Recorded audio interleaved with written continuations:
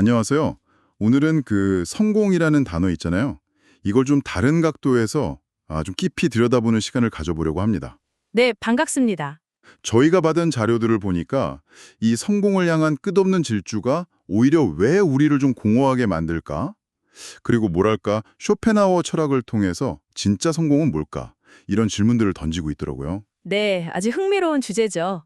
그래서 이 자료들 보면서 사회가 말하는 성공의 길이 왜 때로는 우리를 지치게 하는지, 그리고 어떻게 하면 좀 더 깊은 만족감을 찾을 수 있을지 그 실마리를 좀 같이 찾아봤으면 합니다. 자, 한번 시작해 볼까요? 네, 좋습니다. 우리 사회는 계속 말하잖아요. 성공하려면 더 많이 가져야 한다. 더 높이 올라가야 한다. 뭐 이렇게요. 그렇죠. 근데 참 이상하게도 그렇게 원하던 목표를 딱 이루고 나서도 뭔가 좀 비어있는 듯한 느낌? 그런 공허함을 느끼는 사람들이 많다는 거죠. 맞아요. 저도 그런 얘기 많이 들었어요. 오늘 우리가 바로 이 지점, 그러니까 사회가 약속하는 성공의 모습하고 개인이 실제로 느끼는 그 현실 사이의 어떤 간극, 여기에 좀 주목해야 할 것 같아요. 간극이요. 네. 특히 쇼펜하우어가 말하는 그 욕망, 끊임없이 뭔가를 바라는 마음이요. 이게 어떻게 우리를 만족 없는 고통의 순환 속에 가두는지, 그리고 이게 현대사회에서 어떻게 작동하고 있는지 좀 자세히 볼 필요가 있습니다. 네. 이 자료들을 보니까 우리가 어릴 때부터 어떤 이야기를 듣고 자랐는지 그게 참 명확해지더라고요. 아, 어떤 이야기요? 성공이라는 건 결국 경쟁에서 이기는 거다.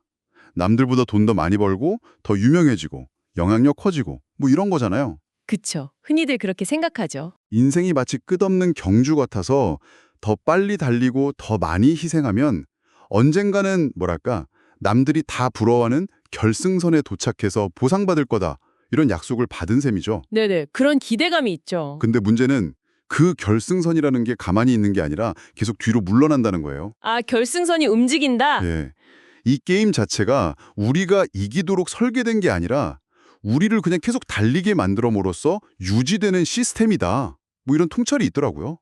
혹시 이런 느낌 받아보신 적 없으세요? 아무리 달려도 제자리인 것 같은? 그럼요. 바로 그 지점에서 되게 흥미로운 관점 전환이 필요하다고 봐요. 자료에서도 이야기하는데 우리가 느끼는 그 극심한 피로감이나 번아웃 있잖아요. 네, 번아웃? 그게 단순히 뇌가 약해서 내 의지가 부족해서가 아니라 어쩌면 이 성공충의 시스템이 너무나 잘 작동하고 있다는 증거일 수 있다는 거예요. 오히려요? 네. 현대사회는 종종 그 깊이 있는 의미 이런 것보다는 그냥 겉으로 보이는 움직임, 그 모멘텀 자체를 보상하도록 구조화되어 있다는 거죠. 움직임 자체요? 네. 속도가 빠르면 칭찬받죠.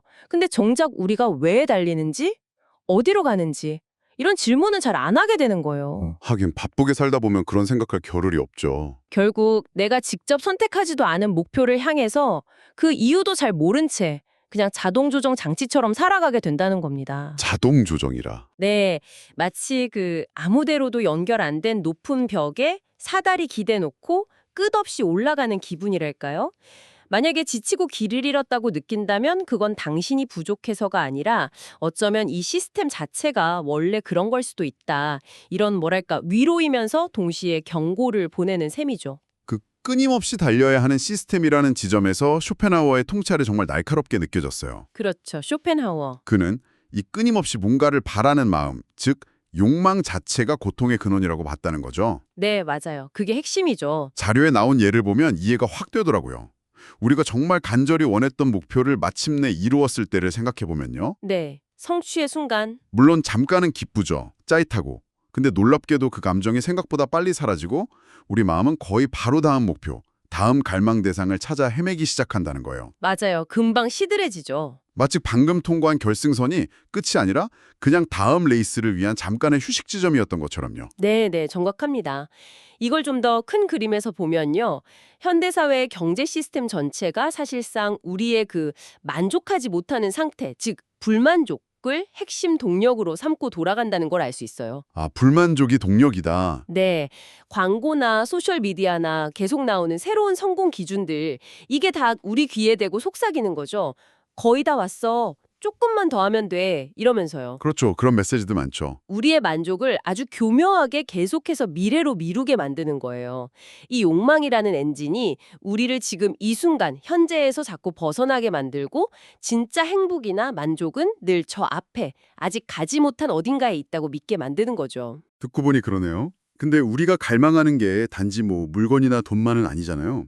어쩌면 더 강력한 건 타인의 시선 속에서 인정받는 내 모습, 사회적으로 성공했다는 그 이미지 같은 거요. 그쵸. 인정 욕구. 근데 이런 것들은 계속 변하는 외부의 기대나 기준 속에서 뭐랄까 영원히 붙잡을 수 없는 신기루 같은 거죠. 심지어 참 아이러니하게도 사회적인 성공 자체가 이 갈망을 더 깊게 만들기도 해요. 성공이 갈망을 더 깊게요? 그건 왜 그렇죠? 뭔가를 이루고 나면 그걸 잃을까 봐 두려워지잖아요. 아, 그 두려움이 다시 또 새로운 욕망이나 불안을 더 강화시키는 거죠. 결국 욕망은 우리를 자유롭게 하는 게 아니라 오히려 보이지 않는 굴레 속에서 계속 제자리 걸음하게 만드는 힘이 되는 셈입니다. 그렇다면 우리는 이 덫에서 어떻게 벗어날 수 있을까요? 계속 달려야만 하는 이 게임에서 빠져나올 방법은 없을까요? 바로 여기서 자료가 흥미로운 이야기를 해요. 성공이라고 부르는 것에는 근본적으로 다른 두 가지 길이 있다는 겁니다. 두 가지 길이요? 네, 첫 번째는 우리가 흔히 생각하는 사회가 막 박수 쳐주는 성공이죠. 눈에 잘 보이고 측정 가능하고 다른 사람들한테 존경받고 부러움 사는 성공이요. 예를 들면 뭐 높은 연봉, 좋은 직함, 많은 팔로워스 같은 것들이요. 네, 전형적인 성공의 모습이죠. 하지만 이 길은 종종 내면의 깊이보다는 겉으로 보여지는 모습에 더 치중하게 만들고 끊임없는 경쟁과 자기증명을 요구하고 또 역설적으로 사람들을 서로 비교하게 만들고 단절시킬 수 있다는 그런 문제점을 안고 있습니다. 단절이요. 네. 반면에 자륜가 제시하는 두 번째 종류의 성공은 이걸 설명하기가 좀 더 어려워요. 이건 남들에게 어떻게 보여지는가의 문제가 아니라 세상을 얼마나 명료하게 보는가의 문제에 가깝습니다. 보는 것의 문제다. 네. 더 많은 것을 얻는 것이 아니라 오히려 더 적은 것을 필요로 가는 것. 여기에 가깝다는 거죠. 외적인 성취보다는 내면의 조화, 뭐랄까 깊은 자기 존중감, 그리고 남들이 알아주든 말든 자신의 진실한 가치에 따라서 묵묵히 살아가는 그런 조용한 힘, 이걸 의미해요. 조용한 힘. 여기서 정말 중요한 역설이 뭐냐면요. 우리가 그 첫 번째 종류의 성공, 즉 외부의 인정을 향한 추구를 의식적으로 멈추거나 좀 내려놓을 때 비로소 이 두 번째 종류의 성공이 나타날 내면의 공간이 생긴다는 거예요. 첫 번째를 놔야 두 번째가 보인다. 그렇죠. 타인의 기대를 만족시키려고 연기하는 걸 멈출 때 가면 뒤에 숨어있던 진짜 나를 만나기 시작하는 거죠. 다른 사람들이 나를 어떻게 생각할까 이 질문 대신에 내가 진실이라고 깊이 느끼고 아는 건 뭐지? 라고 묻기 시작할 때 바로 그때 우리 삶이 진짜 내 것이 되는 그런 감각을 경험하게 된다는 겁니다. 그 말씀은 이어서 나오는 이야기랑 연결되는 것 같아요. 자료에서 현대사회 시스템 자체가 개인의 진정성보다는 유용성을 훨씬 더 중요하게 여기고 보상하도록 설계되었다는 지적이 있거든요. 네, 맞아요. 아주 날카로운 지적이죠. 여기서 진정성이라는 건 사회적 가면이나 역할에 맞춘 모습이 아니라 내 본래 가치나 감정, 생각에 충실한 상태를 말하는 거겠죠. 그렇죠. 오센틱한 모습이요. 괜히 우리는 학교 다닐 때부터 직장 생활하면서까지 이 시스템에 얼마나 잘 맞추는지, 얼마나 생산적인지, 얼마나 쓸모 있는지 이걸로 평가받고 길들여져 왔다는 거예요. 네. 효율성, 생산성, 이게 중요하니까요. 정해진 규칙 잘 따르고 경쟁에서 이기고 때로는 좀 부당해도 그냥 참고 넘어가도록 훈련받았다는 거죠. 심지어 자료에서는 우리가 쉬는 것에서도 죄책감을 느끼고 뭔가 생산적인 일을 안 하면 불안해하는 현상까지 언급해요. 맞아요. 쉬면 안 될 것 같고. 그쵸. 마치 내 가치가 내가 얼마나 생산적인지랑 그냥 바로 연결되는 것처럼 스스로를 계속 감시하고 통제하게 된다는 지적인 거죠. 바로 이 지점에서 우리는 아주 근본적인 질문을 던져봐야 합니다. 과연 그 사회적인 성공이라는 것이 우리에게 약속했던 자유를 정말로 가져다 주는 걸까? 하는 질문이요. 자유요? 성공하면 자유로워질 거라고 생각하는데. 그렇죠. 근데 자유는 오히려 그 반대일 수 있다고 경고해요. 사회적으로 성공의 사다리를 더 높이 올라갈수록 역설적에게도 우리는 그 시스템에 더 깊이 의존하게 되고 내가 쌓아 올린 것들을 잃을지도 모른다는 그 추락에 대한 두려움은 더 커진다는 거죠. 아, 잃을 게 많아지니까 두려움도 커진다. 네. 그래서 진정한 의미의 자유는 더 많이 소유하는 데서 오는 게 아니라 오히려 더 적은 것을 필요로 하는 상태? 즉, 사회가 우리에게 계속 주입하는 그 성공의 각본을 명확히 꿰뚫어보고 그 영향력에서 의식적으로 벗어나는 데서 온다고 자료는 주장합니다. 그 각본에서 벗어나는 거요? 네, 이건 현실을 그냥 피하거나 외면하는 게 아니라 오히려 외부의 기대나 평가에 휘둘리던 내 삶의 주도권을 되찾는 아주 적극적인 과정이에요. 시스템의 그냥 유용한 부속품이 아니라 내 존재의 중심에서 깊이 현존하는 주체적인 존재가 되는 것. 어쩌면 그게 유용성을 넘어선 진정한 가치의 추구일 수 있겠죠. 많은 사람들이 실제 자기 삶보다는 뭔가 이상적으로 꾸며진 삶의 이미지를 좇는다는 지적도 상당히 와 닿았어요. 이미죠. 네, 겉으로 보기에 멋지고 남들이 박수 쳐주고 인정해줄 만한 완벽한 이미지를 만들려고 엄청난 에너지를 쏟는다는 거죠. 요즘 뭐 소셜미디어 보면 이런 경향이 더 심해진 것 같기도 하고요. 그렇죠. 보여지는 게 중요해졌죠. 우리는 주변의 기대에 맞춰서 내 정체성을 막 조각하고 상황에 맞는 제일 적절한 가면을 골라 쓰는 법을 배우면서 살아간다는 거예요. 근데 어느 순간 이 끊임없는 연기가 너무 무겁게 느껴지고 진짜 내 모습이랑 내가 연기하는 모습 사이에 그 간극이 감당하기 어려울 정도가 벌어진다는 거죠. 네, 그 불편함, 바로 그 깊은 불편함과 내적 갈등 속에서 아까 말씀드린 그 두 번째 종류의 성공 있잖아요. 네, 내면의 성공. 네, 타인을 감동시키는 게 아니라 나 자신에게 정직해지는 성공.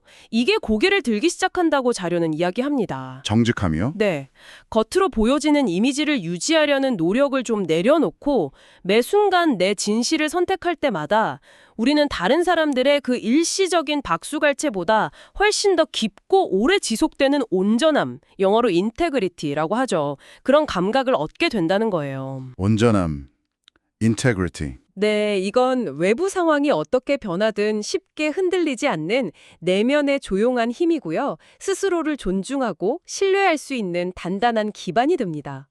쇼펜하우어가 지적했듯이 우리 고통의 상당 부분은 그냥 담담하게 존재하는 것 대신에 끊임없이 외부에서 인정받는 누군가가 되려고 애쓰는 데서 비롯된다는 거예요. 그냥 존재하는 것 대신 누군가가 되려고 한다. 네.